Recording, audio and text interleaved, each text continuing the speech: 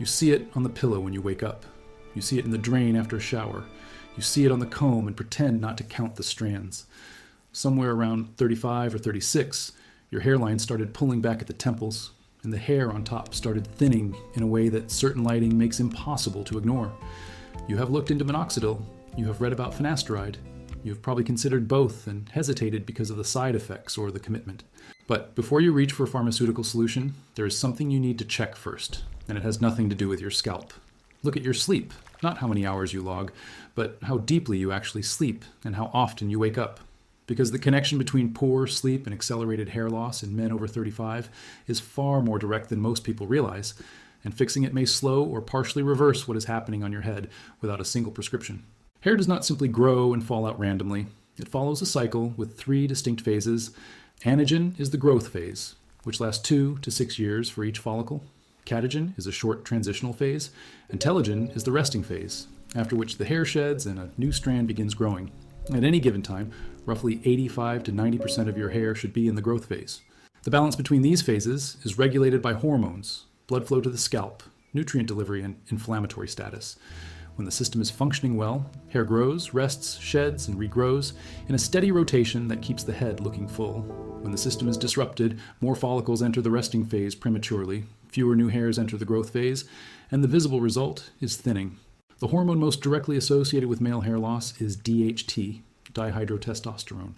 DHT is produced when an enzyme called 5-alpha reductase converts regular testosterone into this more potent androgen.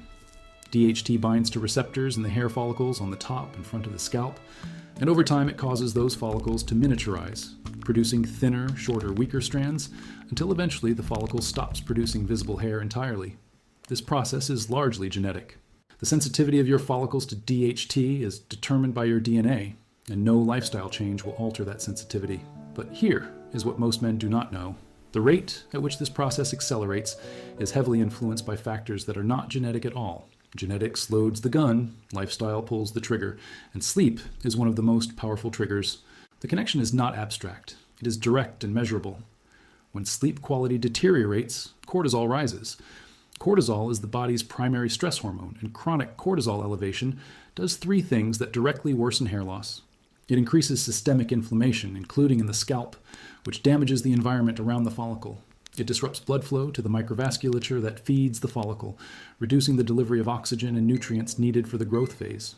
And it pushes follicles out of anagen and into telogen prematurely, a condition called telogen effluvium. Telogen effluvium can cause sudden, diffuse thinning across the entire scalp, and it is frequently triggered by periods of chronic stress or sleep deprivation. The hair that falls out during telogen effluvium can regrow once the underlying stressor is resolved, but only if the follicles have not been irreversibly miniaturized by DHT in the meantime. In other words, poor sleep accelerates both the hormonal and the inflammatory pathways that drive permanent hair loss. It speeds up the timeline that genetics set. There's another mechanism linking sleep to hair loss that rarely gets discussed: growth hormone. The body's largest daily pulse of growth hormone occurs during the first 90 minutes of deep sleep. Growth hormone does not just mobilize fat and repair muscle. It also supports the regeneration of rapidly dividing cells, including the cells in the hair follicle that produce new growth. When deep sleep is consistently insufficient, growth hormone output drops, and the rate at which follicles can produce new hair slows. The growth phase shortens. Each cycle produces a thinner, weaker strand. The result looks like genetic hair loss, but is partially driven by a recoverable hormonal deficit. Sleep is also the window in which the body performs its most intensive anti-inflammatory work. The glymphatic system, the brain's waste clearance network, activates primarily during deep sleep and clears inflammatory debris that accumulates during waking hours. When this system is impaired by insufficient or fragmented sleep, systemic inflammation rises, and that inflammation reaches the scalp. Inflamed follicles cannot grow efficiently. They produce thinner hair, shed it sooner, and take longer to restart the growth cycle. If you are sleeping 6 hours or less, waking up multiple times during the night, or feeling unrested even after 8 hours in bed, your hair is paying for it. And addressing sleep quality may do more for your hairline than any topical product currently on the market. The protocol starts with the sleep environment. Drop the bedroom temperature to 65 to 67 degrees Fahrenheit. A cooler room facilitates the core body temperature drop needed to enter deep sleep, which is where both growth hormone and anti-inflammatory processes peak. Eliminate screens for 30 minutes before bed. Blue light suppresses melatonin, which delays the onset of deep sleep and shortens the hormonal production window. If eliminating screens is impractical, amber blue light blocking glasses worn after 8 p.m. reduce melatonin suppression significantly. Take 400 milligrams of magnesium glycinate 30 minutes before bed. Magnesium supports GABA activity, the neurotransmitter that calms the nervous system and facilitates the transition from wakefulness to sleep. It also reduces cortisol. For men who find their minds racing at bedtime, adding 200 milligrams of L-theanine creates an additional calming layer without sedation. The combination of magnesium and L-theanine addresses the two primary barriers to deep sleep: physical tension and mental overactivation. Together, they create the conditions for the kind of unbroken deep sleep that produces the growth hormone surge and cortisol reset your follicles depend on. Most men notice a difference in sleep quality within the first 3 to 4 nights. The difference in hair shedding takes longer to appear, but the sleep improvement is the leading indicator that the hormonal environment is shifting in the right direction. Stop eating at least 3 hours before bed. Late eating keeps insulin elevated, which suppresses the growth hormone pulse during the first sleep cycle. A dinner at 7 p.m. instead of 9 p.m., emphasizing protein and vegetables over carbohydrates, ensures insulin is at baseline when the sleep window opens. Beyond sleep, there are specific nutritional factors that directly support hair retention. Zinc is required for the enzyme that converts T4 thyroid hormone into its active form T3, and low T3 is associated with slow hair growth and premature shedding. Zinc is also a mild 5-alpha reductase inhibitor, meaning it can slow the conversion of testosterone into DHT. Supplementing with 25 to 30 milligrams of zinc picolinate daily addresses both pathways. An estimated 40% of men over 35 are zinc deficient without knowing it, particularly those who exercise regularly and lose zinc through sweat. Testing zinc levels is not part of standard blood work, so most men have no idea where they stand. A simple indicator is taste. Put a teaspoon of liquid zinc sulfate in your mouth. If it tastes strongly metallic immediately, zinc levels are likely adequate. If it tastes like water, you are almost certainly deficient. This is a crude but surprisingly reliable self-test. Saw palmetto extract, at 320 milligrams daily, has the most evidence among natural compounds for inhibiting 5-alpha reductase. It is not as potent as finasteride, but it does not carry the same risk of sexual side effects, and multiple studies have shown measurable reductions in hair shedding after 3 to 4 months of consistent use.